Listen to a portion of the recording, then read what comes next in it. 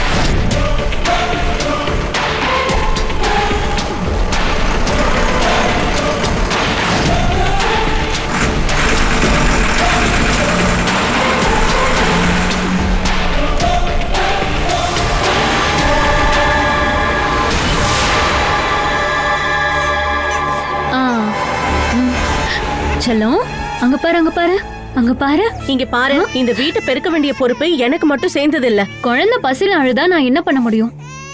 Leave நாள்லயாவது வீட்டு வேலையெல்லாம் செய்யலாம்ல.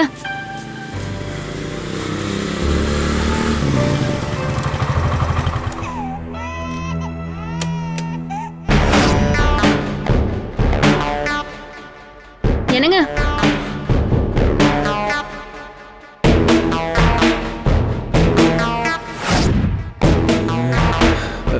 நீ இங்கதான் இருந்தியா என்ன?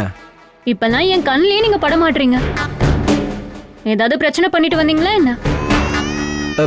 என்ன பிரச்சனை? 7-8 வருஷமா குடும்பம் நடத்திருக்கேன்ல, உங்களை பார்த்தாலே நல்லா தெரியுதுங்க. உனக்கு அந்த மாதிரி தோணுது? எனக்கு தோணலாம் இல்ல. என்னன்னு சொல்லுங்க. சண்டை போட்டு வந்தீங்களா? அப்படி இல்லைன்னா நீங்க இப்படி முழிக்கலாம் மாட்டீங்களே. அது வர வழியில ஒரு கார்காரன் ராங் சைட்ல வந்துட்டான். அவங்க கூட ஒரு பெரிய சண்டையாயிடுச்சு. அதான். அப்பா கிட்ட வாட சொல்லம். வாட சொல்ல. என்ன ஏன் அழுவுறீங்க? என்னடா சொல்லம்? ஏய், நீ இங்க என்ன பண்ணிக்கிட்டு இருக்க? கண்ணு தெரியலையா? ஹலோ. ஒண்ணு இல்லடா சொல்ல. என் பொண்டாட்டி இங்க கூட்டிக்கிட்டு இருக்கா, நீங்க அங்க குழந்தைய கொஞ்சிக்கிட்டு இருக்கீங்க. இவ ஒருத்தி தான் இங்க வேலை பார்க்கணுமா? இவ்வளவு பொடி. சரி. நான் பல தடவை உங்களுக்கு சொல்லியிருக்கேன், என் பொண்டாட்டி இந்த வீட்டு வேலைக்காரி இல்லன்னு. மாமா, தேவையில்லாம கோவப்படாதீங்க. அக்காவை கட்டாயப்படுத்தி ஒண்ணும் வேலை செய்ய சொல்லல. தண்ணி வீட்டுக்குள்ள வந்து போய் எத்தனை நாள் ஆகுது? இப்ப பாத்தீங்கன்னா நான் 3 தடவை கழுவி விட்டுருக்கேன். ஒரு வாட்டியாவது நான் வந்து உதவி பண்ணட்டுமான்னு நீ என்கிட்ட கேட்டியா என்ன? நான் என் குழந்தைய பாத்துக்க வேண்டாமா? இங்க பாரு ஆஷா, நீ உன் குழந்தைய எப்படி நல்லா பாத்துக்க நினைக்கிறியோ அதே மாதிரி அவ என்ன நல்லா பாத்துக்க நினைக்கிறா. அவ என்ன கவனிக்கிறதெல்லாம் விட்டுட்டு தான் இந்த மாதிரி வேலையெல்லாம் பாத்துக்கிட்டு இருக்கா. உங்களுக்கு கஷ்டமா இருந்தா நீங்க வேற வீட்டை பாத்துக்கங்க. நானே இதை பத்தி உங்ககிட்ட சொல்லலாம்னு தான் நினைச்சேன். முடிவெடுத்ததுக்கு அப்புறம் சீக்கிரம் செயல்படுத்துறது தான் ரொம்ப ரொம்ப நல்லது. இன்னைக்கே காலி பண்ணீங்கன்னா ரொம்ப நல்லது. காலி பண்ணணுமா? யாரு? நீங்க தானே காலி பண்ணி ஆகணும். என்னது? நாங்க காலி பண்ணி போகணுமா? அங்க வாடகை நீயா கொடுப்ப? நீங்க வேணா வேற வீட்டுக்கு போங்க. இப்போ உன் கையில நிறைய பணம் இருக்கு, எப்படிப்பட்ட வீடு வேணாலும் நீங்க பாத்துக்கலாம். நாங்க இப்படியே இந்த பழைய வீட்லயே அட்ஜஸ்ட் பண்ணி இருந்துக்கிறோம். எவன்டா அவன்? இந்த நீ அட்டன் பண்ண பண்ணலையா? ஹலோ, ஆமா, எதுக்காக சார்? போலீஸ். ஆமா சார், அவர் எப்பவும் காவி வேஷ்டியும் தோல்ல ஒரு துண்டும் போட்டிருப்பாரு. ஐயோ சார், அது அம்மாவுக்கு தான் சார் தெரியும். அம்மா இங்க தான் சார் இருக்காங்க, நான் வேணா அவங்களை கூட்டு வரேன். போலீஸ் ஸ்டேஷன்ல இருந்து கால் பண்ணிருக்காங்கடா. என்ன விஷயம்? வெள்ளம் வடிஞ்சதுக்கு அப்புறம் குளத்துக்கு பக்கத்துல இருக்கிற ஓடையில ஒரு பாடி கிடைச்சிருக்கான்.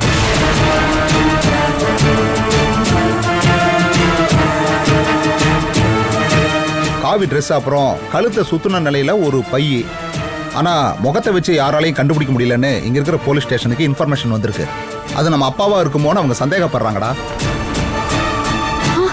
மாமா, ஐயோ கடவுளே. முகம் தெரியலனா ஆள் எப்படி கண்டுபிடிக்க முடியும்? டேய், உடம்ப பார்த்தாலே அம்மா அடையாளம் கண்டுபிடிச்சிருவாங்க. நம்ம நேரா பாலா இருக்கிற இடத்துக்கு போய் அம்மாவையும் கூட்டிக்கிட்டு நம்ம பாடியை போய் செக் பண்ணிட்டு வந்துடலாம். நீ வா, பாடா வந்து வண்டிடுறா. எனக்கு இப்பவே பயங்கரமா தலைவலிக்குது. ஆனா நீங்க போயிட்டு வாங்க, நான் போய் ரெஸ்ட் எடுக்கிறேன். ஆஷா, நீ வா, ஒரு ஸ்ட்ராங்கா டீ போட்டு யோசிச்சுட்டு இருக்காத, போ. பெத்த அப்பாவோட விஷயத்திலே அவனோட நடவடிக்கை இப்படிதான் இருக்கும். அப்படி இருக்கும்போது கூட பிறந்தவங்க கிட்ட எப்படி மனசாட்சியோட நடந்துப்பான்? அடியே, அந்த கடவுள் தாண்டி இப்படி ஒரு வாய்ப்பை நமக்கு உருவாக்கி கொடுத்துருக்காரு. ஏண்டி, சுமேஷும் ஆஷாவும் கை கழுவிட்டாங்க. அதனால செத்து போனவங்களோட வாரிசுக்கு கவர்மெண்ட் கொடுக்கக்கூடிய அந்த பணத்தை நான் வாங்கிக்க வேண்டி. நான் முதல்ல அம்மாவை போய் பார்த்துட்டு வர்றேன். நீ பார்த்துக்கிட்டே இரு. குறைஞ்சபட்சம் 6 மாசம் வாழ்றதுக்கு உண்டான பணத்தோட தான் நான் இங்க வரப்போறேன். ஏப்பா கடவுளே, செத்து போனது கண்டிப்பா எங்க அப்பாவா தான் இருக்கணும். ஆண்டவா.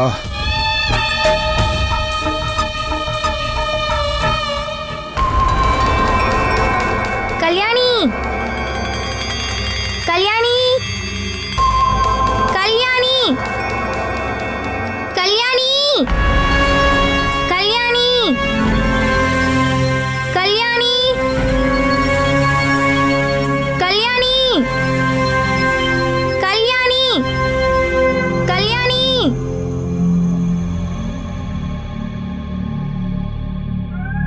கல்யாணி.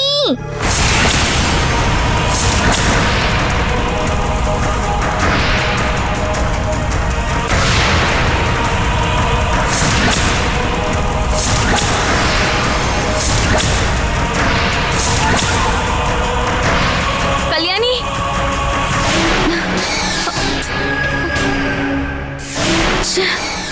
எங்க போயிருப்பா? என்னாச்சு? எங்க போயிட்டானே தெரியல பிரீத்தி. அவளை எங்கேயுமே காணோம். அவ எங்க போயிருப்பா? மேடம், குழந்தை அந்த பக்கம் போகல. ஒருவேளை தனியா வீட்டுக்கு போயிருப்பாளோ? அந்த மாதிரி இங்க இருந்து போகவே முடியாதே.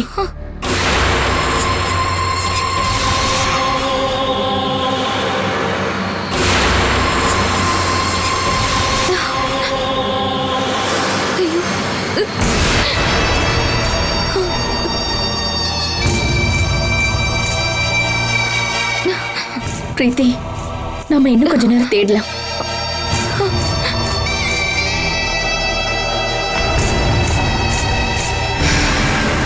அம்மா, இந்த இடம் முழுக்க தேடிட்டேன். கல்யாணி இங்க இல்லவே இல்லை.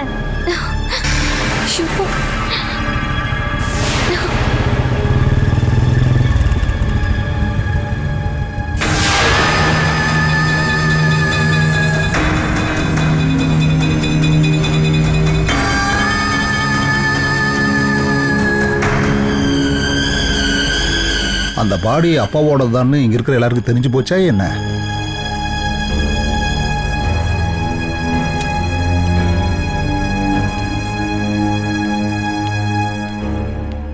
வருத்தப்படாதீங்க.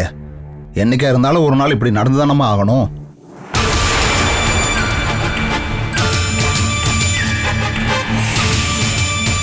சதீஷ் மாமா, இதுக்காகலாம் வருத்தப்பட வேண்டிய அவசியம் இல்லம்மா. ஒரு சந்தேகமா தானே சொல்றாங்க. அம்மாவை கூட்டிட்டு போய் அது அப்பாவோட பாடி தானான்னு நம்ம கன்ஃபார்மா தெரிஞ்சுக்கணும். அப்பதானே நம்ம அதை உறுதியா சொல்ல முடியும். சதீஷ் மாமா, நீங்க எதை பத்தி சொல்லிக்கிட்டு இருக்கீங்க?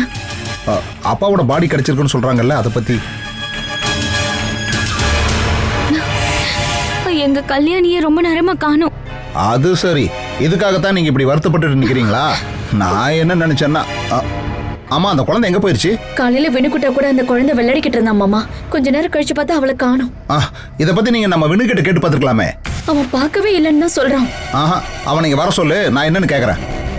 கல்யாணி காணாம போயிருக்கான்னு தெரிஞ்சதுல இருந்து அவனும் எங்கேயுமே காணோம். ஆமா, நீங்க எல்லா இடத்துலயும் போய் தேடி பாத்தீங்களா? இனி தேடுறதுக்கு ஒரு இடமும் இல்ல.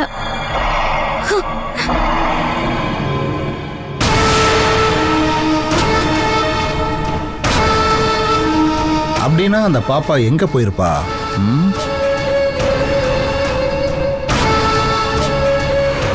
அம்மா கிட்ட சண்டை போட்டுட்டு நான் இங்கதான் வந்து ஒளிஞ்சிருப்பேன். இந்த இடத்த நீ எப்பறா கண்டுபிடிச்ச? இதை திறக்க முடியுமா? அம்மா, சூப்பர்ரா. இந்த ஏரியால இப்படி ஒரு வீடு இருக்குங்கிறது வெளியிருந்து பாக்குற யாருக்குமே சுத்தமா தெரியாது. நீங்க மறைஞ்சிருக்க இந்த இடம் போதுமா உங்களுக்கு? அப்புறம் அந்த குளத்துக்கு பக்கத்துல வடக்கு புறமா மேல ஆள் நடமாட்டம் இல்லாத ஒரு வீடு இருக்கு, அங்க பாத்தீங்களா? அது பூட்டி இருக்கு இல்லையா? அந்த பக்கம் அவ போக மாட்டான். அவ போக மாட்டா, யாராவது கூட்டிட்டு போயிருக்கலாம்ல. ஒரு நிமிஷம் இருங்க, நான் போய் என்னன்னு பார்த்துட்டு டக்குன்னு வரேன்.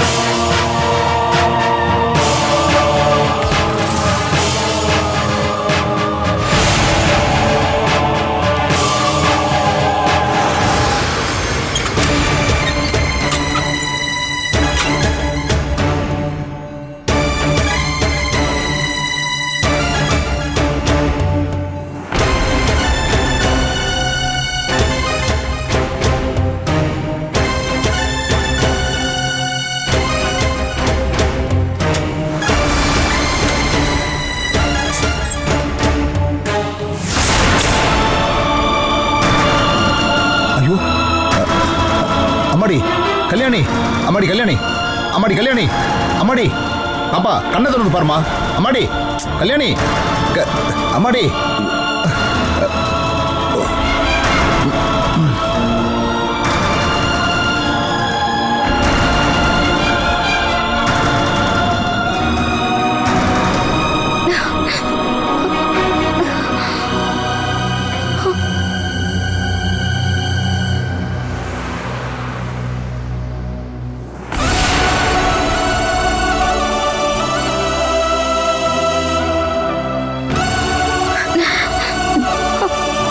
பிரீத்தி, கல்லுக்கு ஏதாவது ஆயிடுச்சுன்னா நான் என் அண்ணன் கிட்ட என்னன்னு சொல்வேன். நான் அவளை வற்புறுத்தி கேட்டதாலதான் அண்ணன் என் கூட அனுப்பி வச்சது. கல்யாணிக்கு எதுவுமே ஆயிருக்காது பிரீத்தி.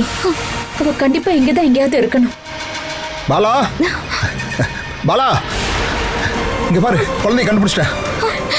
கல்லு, கல்யாணி, கல்லு, கல்யாணி, கல்லு, கல்லு கண்ணு திறந்து பாரு. நீங்க பாருமா. கல்லு, கல்யாணி, கல்லு, கல்யாணி என்ன இருக்கு? கல்லு, கல்யாணி, கல்லு, நீங்க பாரு. கல்யாணிக்கு என்னங்க ஆச்சு? பயப்பட வேண்டாம், குழந்தைக்கு எந்த பிரச்சனையும் இல்ல. ஏப்பா வண்டி எடு, சீக்கிரம் வண்டியில இருங்க. கொடுங்க, பாத்து மெதுவா. சதீஷ் மாமா, நான் கூட போயிட்டு வந்துடுறேன். நானும் கூட வரேன். இல்ல மாமா, நான் மட்டும் போயிட்டு வரேன். ஏதாவது தேவைப்படுச்சுன்னா கூப்பிடுமா. சரிங்க மாமா. வண்டி எடுப்பா. போலாம் போலாம், தள்ளி நில்லுமா. போலாம் போலாம்.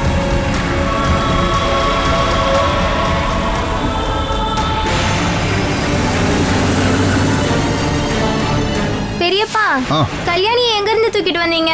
அந்த பழைய வீட்டுல தான் இருந்தா. நான் நினைச்சது சரியா போச்சு. இதுக்கு பின்னாடி அவன் தான் இருக்கான். ச்சே, ரொம்ப பயங்கரமான ஆளா இருக்கான்.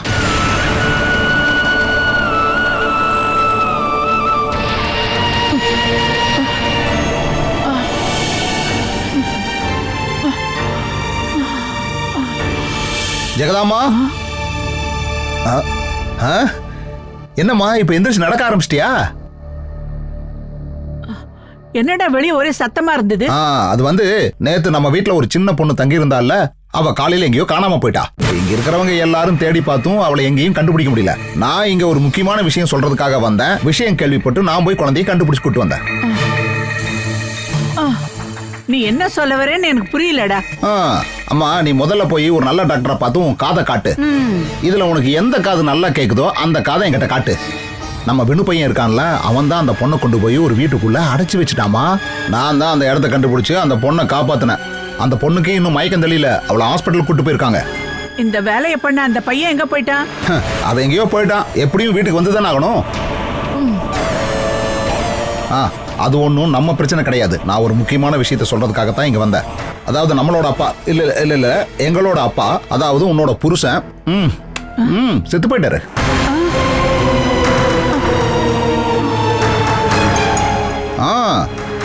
போலீஸ் ஸ்டேஷன்ல இருந்து எனக்கு கால் பண்ணியிருந்தாங்க. அதாவது காவி ட்ரெஸ்ஸும் தோல்ல ஒரு பையும் மாட்டி இருந்த முகம் அடையாளம் தெரியாத ஒரு பாடி நடந்து வந்ததா என்கிட்ட சொன்னாங்க.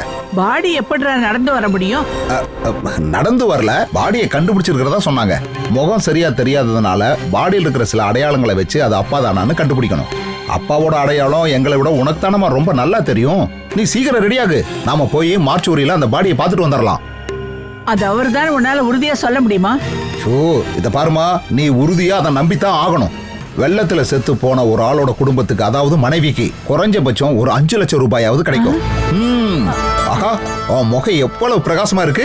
அப்பா உயிரோட இருக்கும் போதுதான் அவரால் எந்த பிரயோஜனமும் இல்ல. செத்து போனதுக்கு அப்புறமாவது ஒரு பலன் கிடைக்கட்டுமே. நீ கொஞ்சம் சீக்கிரம் ரெடி ஆகுமா, நம்ம உடனே போகணும். டேய், பாலா கிட்ட சொல்லணும்ல.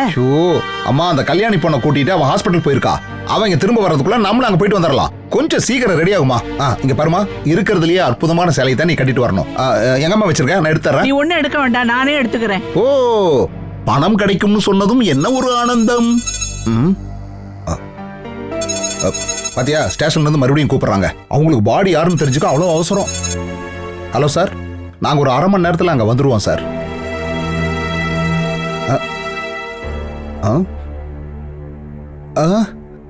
எப்போ?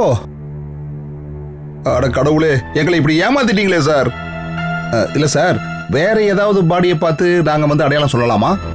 நாம அட்ஜஸ்ட் பண்ணிக்கலாம் சார்.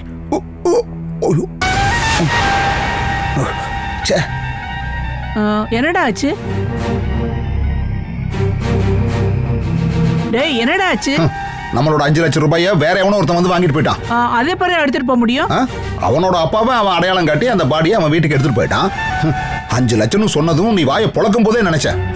என்னோட கனவெல்லாம் ஒரே நிமிஷத்துல சுக்குநூறா உடைஞ்சு போச்சு. அது மட்டும் இல்லாம உங்க அப்பா கண்டிப்பா செத்து போக மாட்டாரு. நாம செத்து போனதுக்கு அப்புறம் தான் அவர் சாவாரு.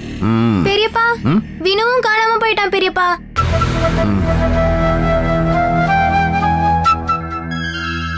நம்ம போயிட்டு அவனை தேடிட்டு வரலாமா? நீ போய் அவனை தேடு. நானே 5 லட்சம் ரூபாய் போயிருச்சேன்னு வருத்தத்தோட உட்காந்துருக்கேன்.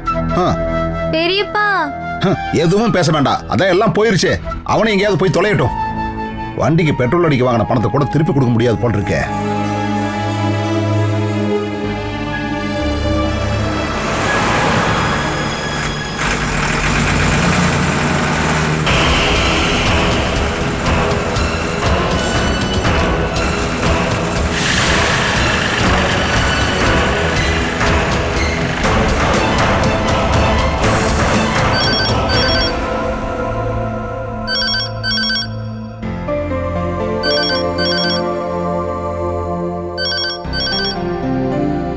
என்ன லாலி, கொஞ்சம் சீக்கிரமா நடமா.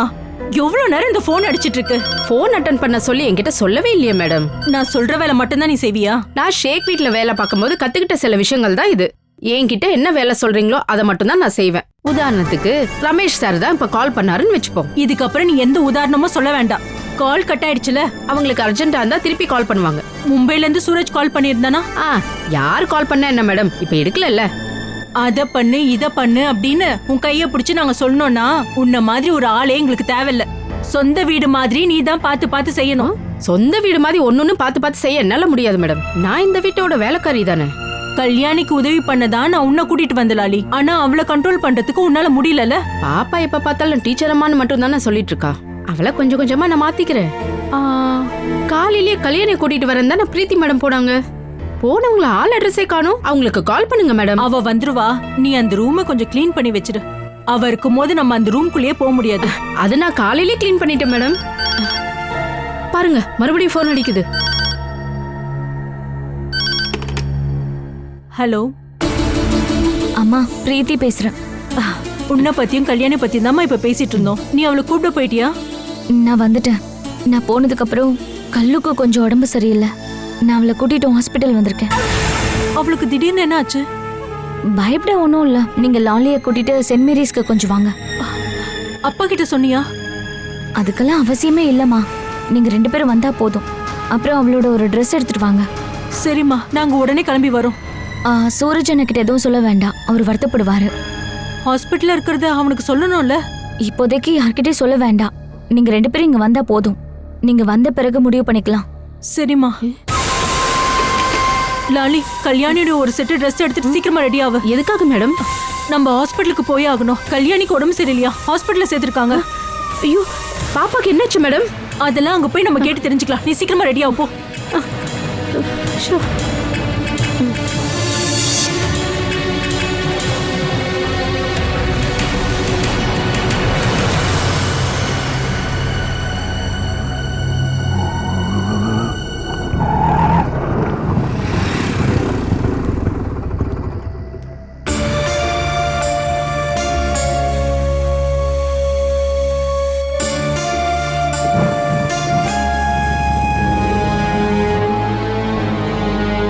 கல்யாணிக்கு மயக்கம் தெளிஞ்சிருச்சாமா? அவ ஏதாச்சும் உங்ககிட்ட பேசினாலா என்ன? அந்த வீட்டுக்குள்ள நடந்து போகும்போது அங்க தடுக்கி விழுந்து மயங்கிட்டான்னு தான் டாக்டர் சொல்றாரு. நீங்க கல்யாணி கிட்ட பேசுனீங்களாமா? அவ எப்படிமா பூட்டி இருக்க வீட்டுக்குள்ள தனியா போனா? அவ ஒண்ணு அங்க தனியா போகவே இல்லம்மா. மயிலோட முட்டையை காட்டுறதா சொல்லி அவளை அங்க கூட்டிட்டு போயிருக்காங்க. யாருமா? வேற யாரு, பெண்ணுக்குட்டன் தான். ஐயோ, அவன் தான் கல்யாணிய வீட்டுக்குள்ள வச்சு பூட்டிட்டு எதுவுமே நடக்காத மாதிரி நம்ம கிட்ட வந்து பேசிக்கிட்டு இருக்கான். நான் தான் உங்ககிட்ட சொன்னேன்லம்மா, நீங்க கல்யாணி கிட்ட காட்டுற பாசம் எதுவுமே அவனுக்கு பிடிக்கவே இல்லை. அந்த கோவத்தில் தான் இந்த மாதிரி பண்ணியிருக்கான். அவனுக்கு இந்த மாதிரி எல்லாம் பண்ண சொல்லி யார் சொல்லி கொடுக்குறாங்க? சதீஷ் மாமா மட்டும் வராம இருந்திருந்தா அங்க போய் நம்மளால பாத்துருக்க முடியுமா என்ன? அந்த இடத்துல கல்யாணிக்கு மட்டும் ஏதாவது நடந்திருந்தா? சதீஷ் மாமா கிளம்பிட்டாரா? பாட்டி கிட்ட ஏதோ பேசிட்டு இருந்தாரு, பேசிட்டு கிளம்பிட்டாரு. வினு காணாம போயிட்டா. நான் சொல்லியும் அவரு கண்டுக்கவே இல்லை. இது எல்லாத்தையுமே பண்ணிட்டு அவன் எங்க போனான்? அவனை இங்க ஆளையே காணோமா. அவன் சைக்கிளையும் இங்க காணோம். நீங்க வந்ததுக்கு அப்புறம் திட்டுவீங்கன்னு சொல்லிட்டு அவன் சைக்கிள் எடுத்துட்டு எங்கேயோ போயிட்டாமா. எங்க போனாலும் அவன் இங்க தானே வந்து ஆகணும். வரட்டும். இன்னியோட எல்லா குடும்பத்தனத்தையும் நான் நிறுத்த போறேன். அவன் எங்க இருக்கானே நீ போய் கொஞ்சம் பாத்துட்டு வா. சீக்கிரமா வந்து அடி கம்மியா விழு. நீ போய் அவன்கிட்ட சொல்லு. கல்யாணியா இருக்கிறதுனால எந்த பிரச்சனையும் வரல. இதுவே மத்த டியூஷன் வர பசங்களுக்கு ஏதாவது ஒண்ணு ஆயிருந்தா அவனை கூட்டிக்கிட்டு நம்ம கண்டிப்பா போலீஸ் ஸ்டேஷனுக்கு தான் போயிருக்கணும். கடவுள் அருளால நம்ம நல்லபடியா தப்பிச்சிட்டோம். அவன் எங்க இருந்தாலும் நீ போய் அவனை கூட்டிட்டு வா. அப்புறம் இன்னொரு விஷயம், இதுக்காக நான் அவனுக்கு தண்டனை கொடுக்கும் போது அவனை அடிக்காதீங்கன்னு தயவு செஞ்சு நீ குறுக்க வந்துடாத. வந்தா உனக்கும் சேர்த்து அடி விழும்.